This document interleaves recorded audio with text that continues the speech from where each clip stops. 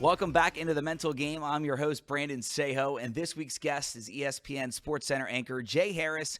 And in this episode, we talked to Jay about his TV career, which actually started when he was a news anchor, got a call from ESPN offering him a job. He told ESPN no. Obviously, long story short, now you know he's been living his dream at ESPN for many, many years. He talks about his job at the worldwide leader of sports, his favorite people he's interviewed, favorite games he's been on the sidelines for, all of that and much, much more. But before we get started, let's kick things off with this week's Mental Health Tip of the Week, powered by 1 in 5, and it is all about self-help. Creating a routine or list of self-help tactics can be something small you can do to support yourself, even if you are struggling with mental health or not. It provides simple support in times of need and can improve your day. You can do self-care tactics like washing your face, brushing your teeth, or just simply taking a shower. Having a refreshed body can improve your mood and make you feel better. You can also get physical exercise by going to the gym and working out, or just taking a walk to get yourself out of the house. Additionally, you can tidy up clutter or mess in your office or home to help relieve stress so you can feel less overwhelmed.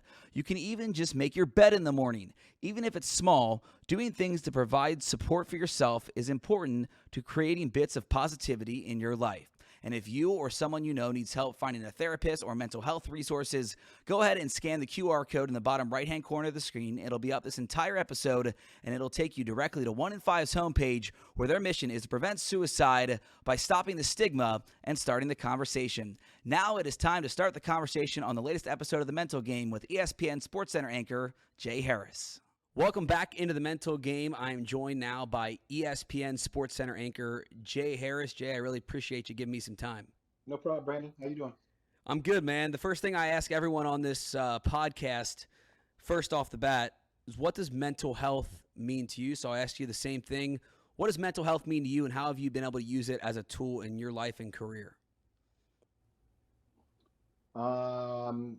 That's a good question. I think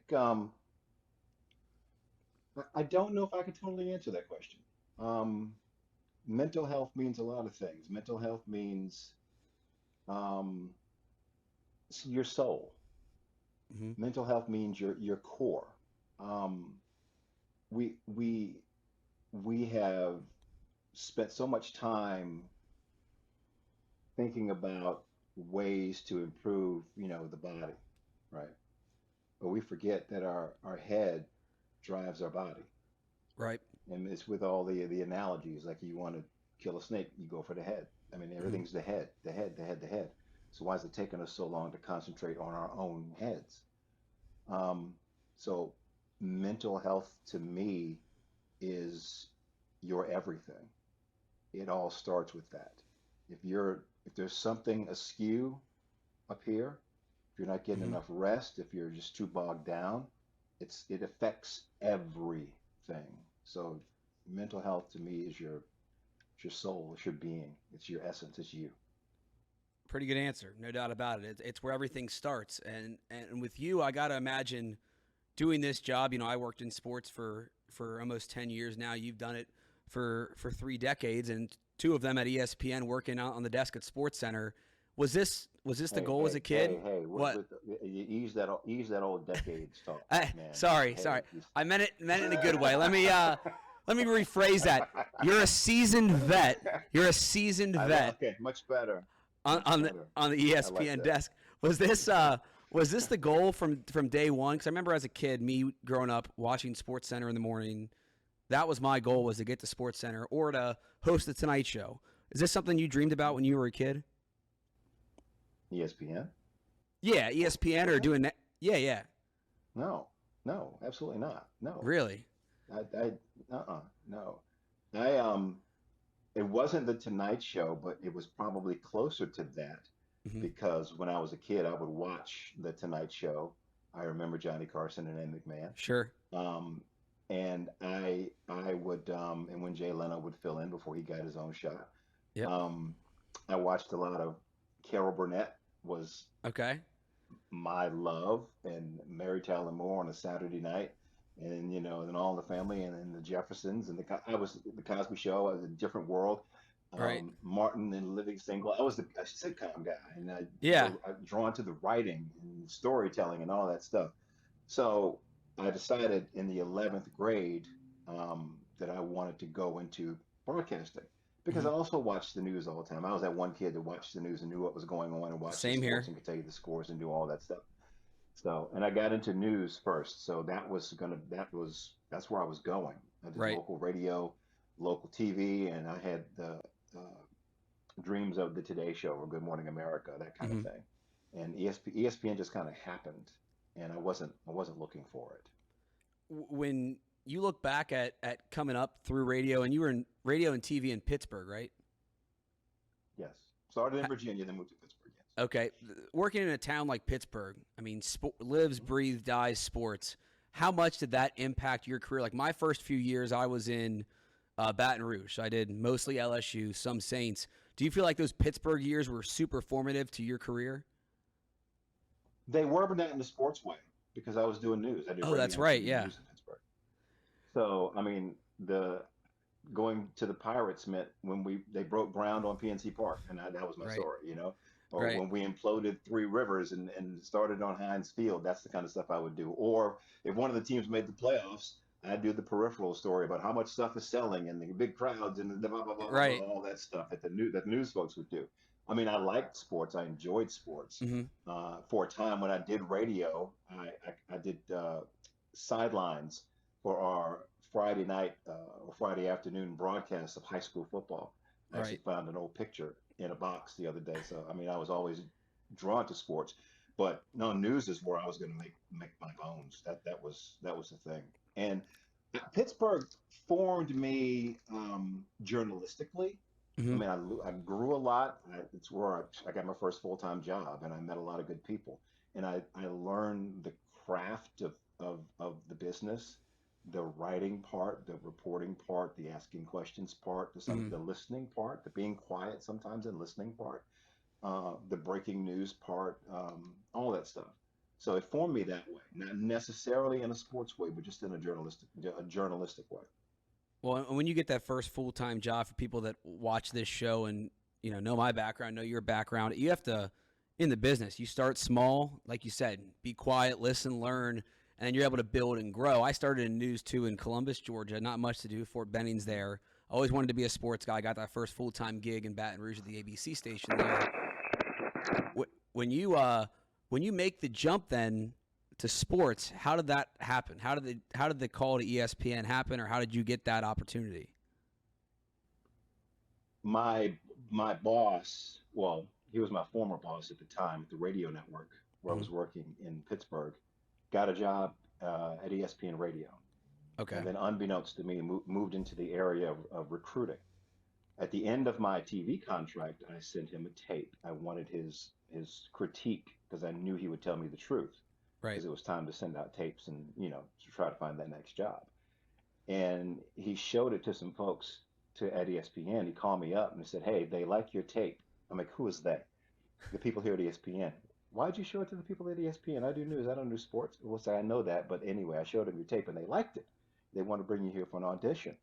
And I said, "But I don't do sports." And I said, "That didn't I just say that? I know that, but they like you." And my wife overheard the conversation. She said, "Why don't you just go because you watch ESPN all the time," which I did. And I said, Right. "Okay, fine, I'll go." And they were bringing in five people. I was number three. I met my producer. She had the rundown. I wrote because we write our stuff, and Right. I wrote all my stuff and did the audition. And they tried to throw a couple of curveballs at me, but I guess I hit them pretty Yeah. well. I never done a highlight before, so I just had fun with it. Really? And Okay. I interviewed, yeah, and I interviewed with it felt like 20,000 people at ESPN before my day was over. And I Yeah. went back to Pittsburgh, and honestly, I didn't think much of it. And my buddy called me up, and he said, "Hey, they really like you, and they want to hire you." And I said, "Well, I don't appreciate that. I don't want to work there because I want to do news. I mean, you knew that we had this conversation." So I politely declined, but thank you very much. He said, "No problem. If there's anything I can do for you, just give me a call." I think it was the next day he called me back. They really, really want to hire you. I said, "Well, tell me about the job." ESPN News, nights and weekends, which was fine because in this business, nights and weekends is like that's what we do. Right. Holidays, what are those? We make our Yeah. own holidays. And I said, "Well," I said, "How much does it pay?" And he gave me the range, and I said, "Well, I'm kind of in that range now. I was in the lower end of the range, but I was in the range." Sure. And I said, I don't know. I mean, the boy, we just had a son. He was 3 at the time, and I don't know if I want to move him. And my wife is a military brat, and she's used to moving. And we have been in Pittsburgh for I think 11 years, 12 years Hmm. now. And I was kind of a little settled. I don't know if I want. And the winters in Connecticut are cold, like the winters in Pittsburgh aren't cold. Yeah. And I appreciate it, but I don't think I'm gonna do it. Thank you though. He said no problem, and he hung up. And I guess my wife had listened to this part of the conversation too. So she called him because we were family friends, and she called him. She's like, "Is this a good opportunity for Jay?" And he said, "Yeah, I really think it is." And she said, "Okay, I'll take care of it. Bye." Goodbye. Offensive coordinator wife, eh? Yeah, yeah, yeah. Nosy is what I like to say. She can't hear me. Anyway, so to make a long story longer, I apologize. You're good. Um, my agent said, "You know what? Maybe we should really, why don't we do this?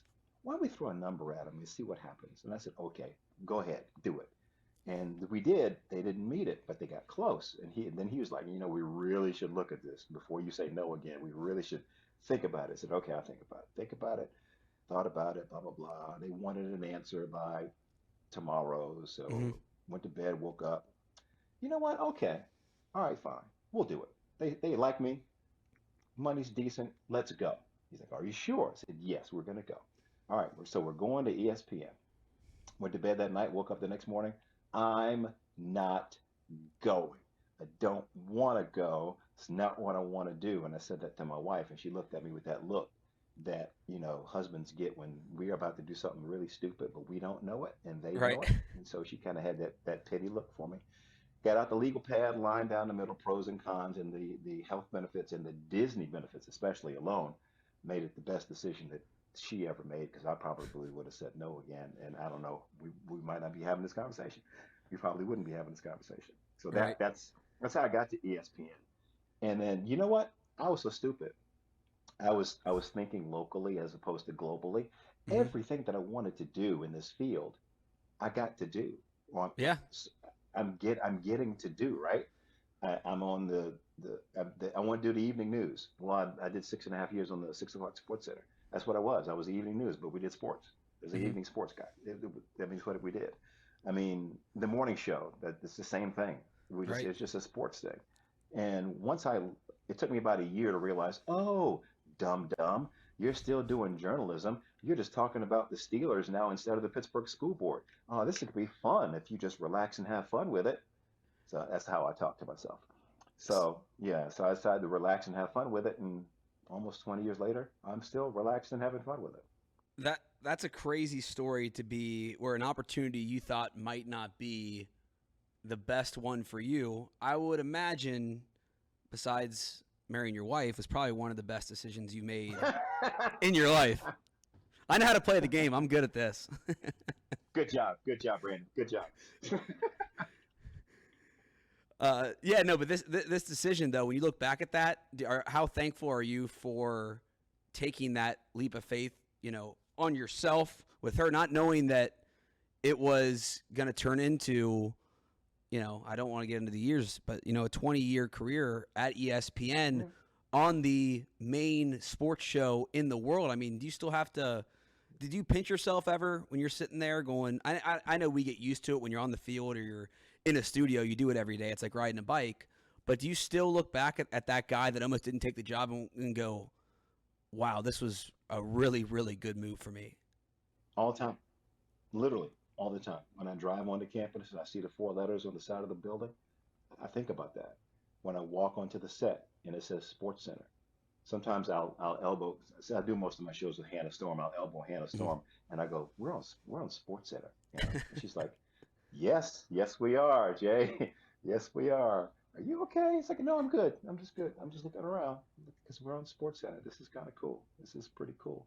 Yeah, and I I literally look back on that every day. I'm thankful that the folks there saw something in me Mhm. that I didn't necessarily see at the time, right? Right. And I've been able to grow into. Um, and you're right, it does take a leap of faith because I I was how old was I? 2003, 35, I think, mid 30s. I think that's what I was. Mhm. And in my mind, I'm starting a new career. And in my mind, I didn't want to do that because it took me a long time to get into the one where I had, in the very Right. beginning, where you literally, my first job, I worked for free doing radio, literally for free, doing everything you could, do part-time stuff on the weekends, helping people doing stuff. You're working all the time. And I finally got to a place where I was like, I could exhale, right? Right. And I didn't know if I wanted to inhale again like that. But I'm glad we did. Worked out. What's been the favorite part of your career? I mean, a lot of people in this business obviously say the people, and I get that the teamwork in a newsroom setting or on a show, whether it be producers, PAs, directors, co-anchors, reporters. What's been your favorite part of this job? Disney World for free, baby. It's a good perk. Although It's a that good is a perk. cool, it's a cool part because I look at the prices. I'm like, oh my God, They've I don't skyrocketed. know how to. Yes, and the parks are still full. Thank you, by the way. Appreciate that. Yeah. But I'm like, wow, this is amazing. Um, Probably all of that, the people, the Disney part, the doing different shows and learning different things and getting to talk to different people. Mhm. People that, especially, it was really prevalent when we were in when sports shut down, the beginning of COVID, Right. and all we had was like the last dance and on this day in sports and try to contextualize top tens and just do different things and lots of interviews. Hmm. So like one Sunday when I got to talk to Kareem Abdul-Jabbar, and I'm thinking, I've like watched him play basketball for like so much of his career, and I'm talking to this man right now. I've Hmm. looked up to him literally because he's 7'4", whatever he is. Yeah. But like this is so cool. The people that I've gotten to interact with via satellite and in person and meet and have in my phone and talk to Hmm. like as friends now. Like this is Right. this is kind of surreal. So yeah, all of that. Just You, meeting the people that I've looked at. you mentioned interviews, storytelling. Is there a Yeah. favorite interview or story that you've done that really, is your favorite and that's impacted you? Hmm. I have one I always go to. I might switch that up. Well, I'll mention it anyway. Well, the first one I'll mention is our COVID interview that I got to do with Ric Flair. Oh yeah. And I was a professional wrestling fan geek when I was a kid. So I mean, talking to Ric Flair was Sure. like I am in heaven right now. But That was the I little think kid I came out on asked. that one, I'm sure. Yeah, literally, and I think I told him that too, literally. And I know I wasn't the first person to tell him that, but I think I asked him, I don't know, maybe three questions, but I think they were good questions because he just opened up, you know, and just talked about life and career and family and mistakes and all this stuff, and like tears at the end. Hmm. It was that kind of a conversation that Wow. I thought, even when I was in it, I said, this is pretty compelling television. Hmm. That was one of them. The first time I got to, I mean, I don't think it was the first time. It may have been the second time I got to talk to LeBron. It was after he won his second MVP. He was in Cleveland Hmm. before he made the decision to go to Miami because I asked him what was he going to do, and he wouldn't tell me. Um, because I even tried to set it up and blah blah blah and all that stuff. He's like, no, I'm not going to tell you. But it was one of those where we used to tape our interviews for the 6 o'clock Sports Center. because we had to jam a lot of stuff into that show. So we Right. would heavily edit things.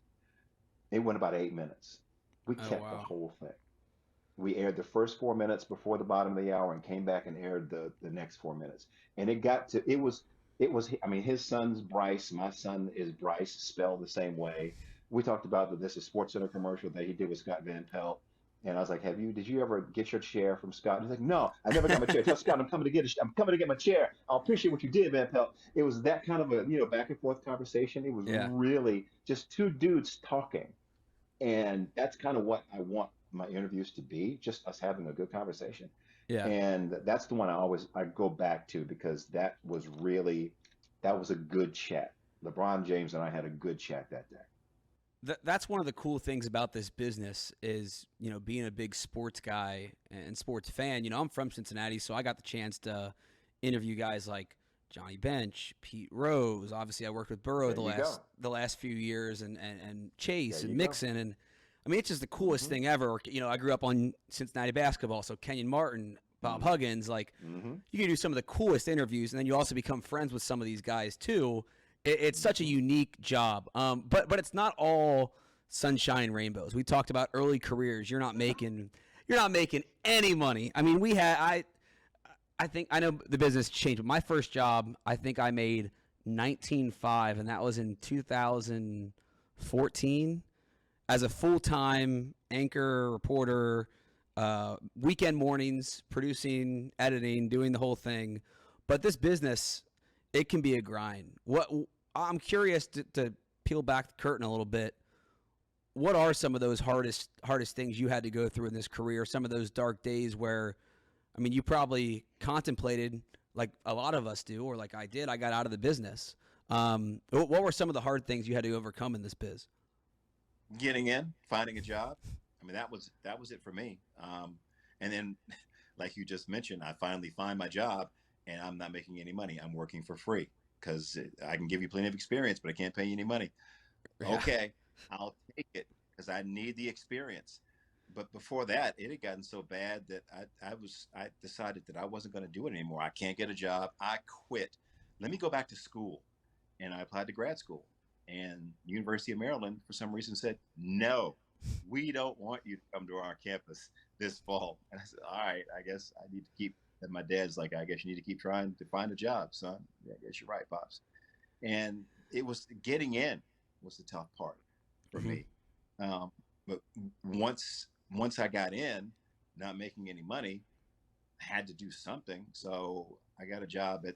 I was the color time rent to own guy. I would sell, I would install, and if need be, I would repossess. I did it all right, because I had to eat. Right. Had to give my dad some dollars because he graciously allowed me to stay at the house. Hmm. So yeah, you do what you got to do, get where you want to go. Um, and that this field is not unique in that, but this field is our field, and it's what we're talking about. Yeah. You did you struggle at all with I don't know if depression or anxiety or any type of just fear of not being able to climb that ladder? Because I remember being in the small town. I'm like, it feels like an uphill battle to get to where I want to go. I probably did. If I look back on it, I don't know if I identified it as such. Hmm. Um, but I know there was anxiety, angst, um, anticipation, despair. You didn't get the job. Okay, here's another opportunity. You put on your nice suit, your only suit, and you put on your nice tie, one of your two ties for Hmm. me, and you try to put your best foot forward, and you do the interview, and you smile, and then you don't get the job, and that happens over and over again. So I'm sure there was some depression, um, anger, sadness, all of that stuff until that one opportunity opens up. And even when that opportunity opens up, there's a caveat because there's no money. But you have Right. to go. The mental gymnastics. Okay, but I'm getting the experience that I need. All right, the money's gonna come, and eventually it did. I mean, it went from zero to like $4 an hour, Right. then a little bit more. So, but it was something, right? Hmm. But that other job told you about, filled in some of the gaps. But yeah, I'm sure there was a lot of stuff, but I had a good support system. Yeah. My parents were divorced, so I was with my dad through college at Old Dominion. My Mm-hmm. mom was in Chapel. That's where I grew up. So he was, they were like behind me. They were like, whatever you need, we got you. We will support you. Because once I identified what I wanted to do, and they were like, are you sure this is what you want to do? I said, yeah, I don't think it's going to be easy, but it's what I want to do. And they were like, nothing is easy. But if that's what you want to do, we'll support you. And the more I got into it, the more they learned about it, and they kind of understood that it's not going to happen overnight. And they Right. understood a lot better than a lot of my friends did. A lot of my friends with the business degrees and the engineering degrees, they came out of college jobs, are like, yo, man, when you going to make some money? I don't know. My friends did the same thing. They're out of college making, 60 to 80, somewhere in that range. And I'm like, yo, I am just trying to pay the bill and get through next month's rent. Yeah. Yeah. But, it works out. Well, I take that back. It worked out for me, worked for you. Doesn't work for everyone. I mean, everyone has their own journey, but it worked out for us. You get to ESPN. You've had an amazing career there. You're working on SportsCenter on the desk. You get to work next to some cool people. We talked about the interview with LeBron or with Ric Flair. Who is your favorite person to? And I don't mean you to play favorites here because people might see this. No, that's what you asked me. Yeah, who's your favorite person? Who's your favorite person? Yeah, who's your favorite person to work with at ESPN? Who was your favorite person to anchor with? Or you can give me a few if you don't want to narrow it down to one. I can't narrow it down. I tell you, I have for the past, has it been 3 years yet? I don't know. For the past several years, my main partner has been Hannah Storm, and it has been absolutely fantastic. Yeah, she's great. She is so good at what she does. I mean, and she was one of the people I used to watch Hannah on the other networks before she came to ESPN. So I was a fan when she came through the door. So, but working with her, just watching her work, watching her conduct interviews, and she's an old school journalist. People are, press conferences, she's writing notes. All the things that you were supposed to do, that sometimes I'll sit and I'll just listen, and I'm thinking, I should be writing notes. Oh, Hannah's got it. I'll be okay. And she's just fabulous. I mean, I don't think I've worked with someone since I've been at ESPN and not, at least for a little bit, been in awe of the person that I was working with. Because some very talented people are in that building and have come through that building.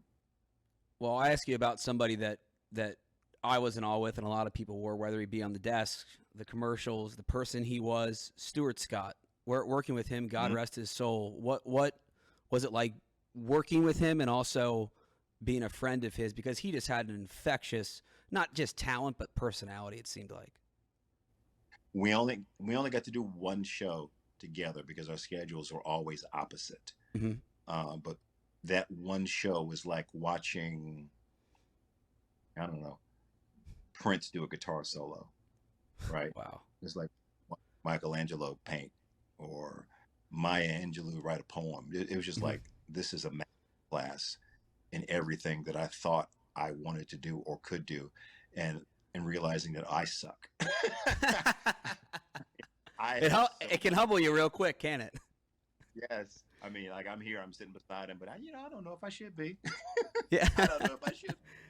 This dude is just, whipping around, asking the right questions, asking the researcher, give me like, how many times did such and such hit triples last year because he had 2 last night. And I want to know if he hits triples against left-handers more than right. Just little things that will resonate with an audience that he just knows what to do, and just the writing and the leads and just all that stuff. And then doing the highlights, the highlight execution itself. I was like, man, I need to watch this show over and over and over again. And maybe I'll learn 1/10 of it and be good one day. Yeah, Stuart was just so smooth, and obviously we talked about SportsCenter. What about commercials? Do you have a favorite SportsCenter commercial? I do.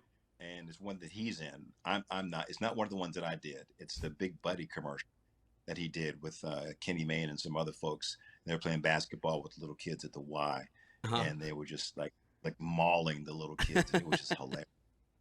And the little kid at the end, like rubbing his ankle, and Kenny Mayne going, "Your mother signed a permission slip. Get up," you know. And it just makes me laugh really hard to this day. I love that commercial. But there have been so many good ones. But that one I think I like the best. I like Scott Van Pelt's too when he's using the thesaurus as a performance enhancer, and he unhand me rapscallion. He tries to run. He's like, a thesaurus. I don't know what you mean. This is not mine. He takes off and I love that one. I love that one. SVP, I think you and I talked about watching a lot of late night and sitcom. I think his show, and I'm curious your take on this. Do you think his show is almost like, or is like, the Tonight Show for sports? Because it really, when they started that at ESPN, I felt like it was a game changer. I wish I could tell you, since I'm on in the morning. I really did. That's true. I gotta do better research on that. That's on me. That's all right. That's all right. I mean, when I've been able to watch, Scott's very, very good. I did a handful of shows with him, and it was like working with Stewart. So what you just said, you're probably right. I would not be surprised. Are there things left that you want to do in your career on your bucket list? You've talked about interviewing LeBron. You've been on the desk at SportsCenter. I'm sure you've been to Super Bowls, been to World Series, covered those big time events. Is there something on the Jay Harris bucket list that hasn't happened yet? I'd like to be debt free. That'd be good. That'd be great. Okay, to be debt free. Yeah. I want the kids to grow up and get jobs and be happy and follow their passion. Most of my stuff is probably kid oriented, to be honest with you. I don't know if I have anything specific on my bucket list that I really, really want to do. I just want to keep enjoying what I do right now. I mean, maybe play-by-play stuff. I tried. Okay. I had a basketball game. Yeah. Basketball's hard. If you're like for the first time, it's very, very fast. Right. I don't know. I just want to, I have a year left on my contract. I want them to invite me back for another 4. That's my goal. Yes. I want to come back. I want to have a job for like another 4 years after next year. You like this sports thing. You like this sports thing now after you signed up for it. Oh yes, I do like the sports thing. When I watch news, sometimes I'm like, I'm glad I'm not doing that. It's just different. It's different. I'm a capital J journalism guy, and a lot of what's on television is not. It bothers me. Mm-hmm. It bothers. I mean, I'd like some, interviews and some holding feet to the fire and less corporate stuff and beholden to shareholders. Because once the light comes on, none of those people matter to me, to be honest with you, because there's a story to tell. Mm-hmm. I mean, even we have corporate partners and league partners, but to ESPN's credit, once if there's a story, we go tell the story. Right. We'll deal with the rest later, because we got a job to do. I don't know. I could probably go on and on about that. I don't want to bash my colleagues, but I have a few opinions about the business that we're in. Well, the business has changed a lot even since I've been in it, and I'm curious. There's a drop off. People leaving the business, or younger, maybe aspiring journalists that once were don't want to get in it anymore. What's your advice to somebody that wants to go down this path and get in to the sports journalism world? If you really want to do it, do it. If that's your passion, do it. But be cognizant that it's probably not gonna all the time be what you have romantically envisioned it to be. Right. Um, when, it's one thing to say nights and weekends and holidays you're working. It's another thing to actually do those things. And like, man, I haven't been home for Christmas in 5 years. I mean, that can weigh on you, right? Hmm. You have to make Christmas in January sometimes, or Thanksgiving in July, or whatever you have to do. That's what you have to do. Um, and there's the money part that may come, may not come, may is there, may not be there. I don't know. It just depends on you and what your personal goal is. Um, there's not a lot of teaching anymore in this business. Um, I always tell folks like who if you're very young in the business and you get an Hmm. opportunity to make a big leap, be very careful because you don't know enough and they're going to get you for cheap. Yep. And you might want to go somewhere else and learn a little bit first so you're personally ready for that next job. Because there's just if you like with any business, if you want to do it right, you have to go get the experience and you have to make certain mistakes Hmm. in certain places. They don't hurt you so much. Right. Um, so I would tell them all of that, and then at the end I'd say go get a medical degree and be a doctor. Get paid, marry somebody that's also getting paid, and enjoy nights, weekends, holidays off. It's I Yeah. had it's what's the crazy part about this business, and since it's a mental health show, I'll talk about it. The first time I had back-to-back weekends off since graduating college was when I checked myself into a mental hospital. That's how like the the business grind, and I needed it. I had stuff going on, but I mean it's real. You work nights, weekends, holidays. You live away from home.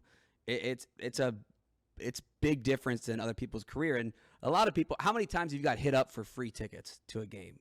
Hey, can you get me this? Oh Can you God, get me? oh, And that's not a thing. It's not a thing. I mean, you get to no, a it's certain. not.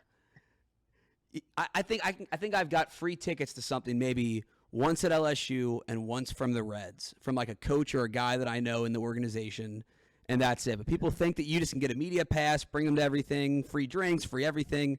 It's not like that. Yeah. Hey, yeah, I know you guys learned some like signed jerseys or signed stuff at the place, right? Can I get some? No, I don't have that. No, it's not a museum. No, Yeah. it's not. It's not what we do, bro. This is not what It we do. literally says on the back of the credential like no autographs. Like people don't know that the fine print and stuff. Yeah, yeah. So that's not what we do. But I mean, it's I guess it's kind of a learning experience for them too, Hmm. except the ones who don't get asking over and over again. Then you just kind of tune them out. Um, but you learn work life balance quickly, or you should, Hmm. and then you have to make a decision. Like I made a decision early on that I'm not really trying to live out of a suitcase because we had young kids, Right. and I didn't want to be on the road all the time. God bless people who are make it work. I didn't want to do that. So were there opportunities that I passed up because I would rather not be there as opposed to being here? Hmm. Absolutely. Was there money that I passed up? I'm quite sure. But I mean, I look at the 23-year-old and the 16-year-old who are pretty good citizens, and I'm thinking, yeah, I made the right decision. We made the right decision because they're good. They're good people, and I'll we'll be okay. There's food in the fridge. I'll ask you just a couple more and I'll let you run the part about the personal happiness with the work life balance. I think this is one of the businesses, not as extreme as being an athlete or, being a musician, but you really have to do that. And I struggled with that sometimes too. And that was part of the mental health thing with me was the work life balance. How much do you value, the family time and the fact that you made that decision to not maybe take a gig where you're on the road for games every weekend, or I don't know what they were, but how much do you value that balance? Because I think it makes a big difference in just the short time I've done it for 2 months, kind of stepping away from the everyday grind of it. There are some times when I'll go back to work, um, and I'll jump in like after 2 days off. and I'll get into the rundown of the show, and there'll be something in there that I didn't know that happened. Like, really? I didn't see that. Because I'll come home and I won't turn TV on, and I'll try to stay away from my phone Mm-hmm. because I'm trying to leave work at work. I don't watch every game because I don't want to be consumed. I want it to be, what I do, what I really enjoy doing, not necessarily who I am all the Mm-hmm. time. Because there's so much more to who I am than just the dude in a nice suit and some makeup on television talking sports. I mean, I have other things to do. People laugh at me because I say I'm going to go home and cut my grass. No, you're not. You're not going to cut your grass. No, I really am. I enjoy it. Like, I Yeah. enjoy edging the sidewalk. It looks, that's an accomplishment for me when it looks really nice with the edger, and I'm getting good with the edger too. I used to have one of those edgers that you would roll. I thought it was really cool. And I Yeah. tried to do this freehand with the weed eater. And you get a much better line with that. It takes a minute. But see, like right now, I love that stuff. That's fun to me.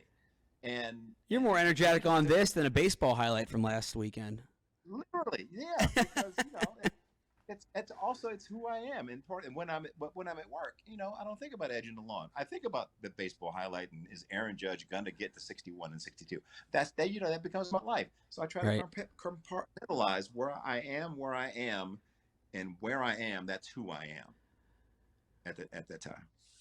Well, last thing I'll ask you, and I'll tell you this, and I thought of this before we talked, but you know how it is when you meet certain people and talk to certain people in the business or in sports, you're always curious how they were. I told you I was just with Joe Thomas, future Hall of Famer, I think, from the Browns, offensive lineman, just a legend up in Cleveland, and he was the exact dude I thought he would be. Genuine, great storyteller.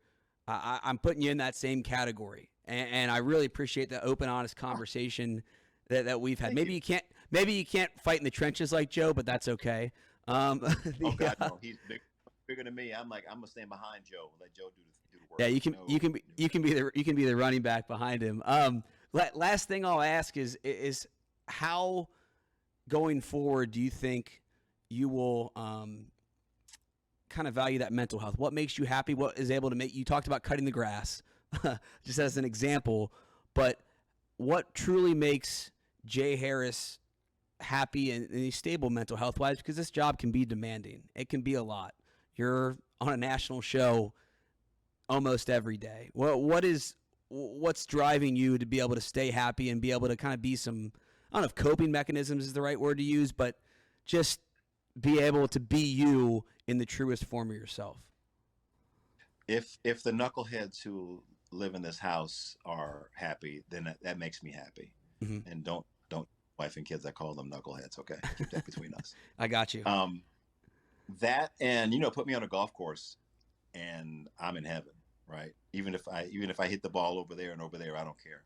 Yeah. It's just being out there, the fairway, in the rough, looking at the trees, just being out there.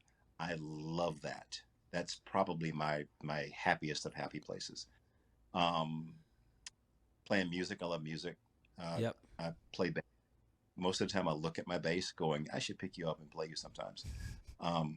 That's my other happy place. The other thing that I go to where I'm not sports dude, I become music dude. Uh-huh. Yeah, those three places. All right, I lied. That's what I like. If you don't mind, because you mentioned I knew the guitar part, didn't know the golf. If just one of those two, Liar! You're a liar. You said one more question. I know. I'm sorry. It's fake news. Fake news. That's why I got out of it. Is there someone that you've been able to play golf with or play music with that because of your job you've got that opportunity and it's been one of the coolest things ever? Like there's charity events or a concert you've got to go to. Has there been one of those that stick out? Oh yeah, I got to Mike Phillips. He's a saxophone player. Yeah. He made me bring my bass to a charity golf tournament that we did, and he made me come up on stage and play with him, and that was a lot of fun. I was scared to death because he's a professional musician and I am not. But right. He said well, so I trust his opinion. And I've gotten to play golf with so many cool people, just doing a lot of the charity events. Mm-hmm. I mean, like you name it. And then then there are people that you see them over and over again, and then they get on your phone and you become friends. Like if I see, I don't know, I was watching the Hall of Fame thing and I saw Marcus Allen, like, and I sent him a text. That's cool. Or Julius Erving and I have the same birthday. Yeah. So I used to host his golf event, and they would they would say happy birthday to both of us together. And that's like, I don't believe this. And this is Dr. Jeff, right? Right. And I can talk to him. He's right here. He's a real person. And this is kind of cool.